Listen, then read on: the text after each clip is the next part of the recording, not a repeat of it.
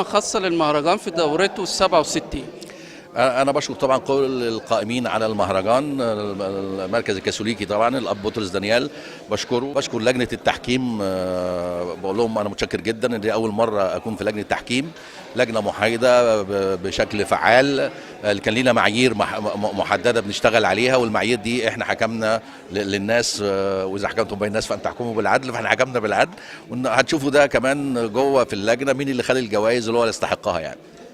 ذكرياتك مع الفنان الراحل نور الشريف في فيلم اختفاء جعفر المصري.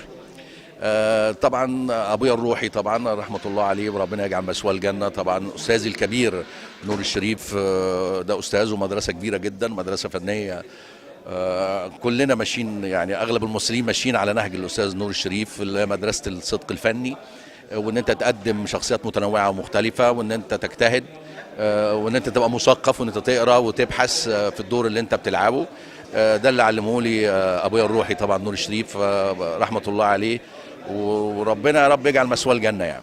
هنشوف حضرتك قريب في السينما ان شاء الله فيلم اسمه خلي بالك من اللي جاي، انا وصديقتي العزيزه رانيا يوسف وساره سلامه واستاذي الكبير صلاح عبد الله، اخراج الاستاذ عادل اعصر.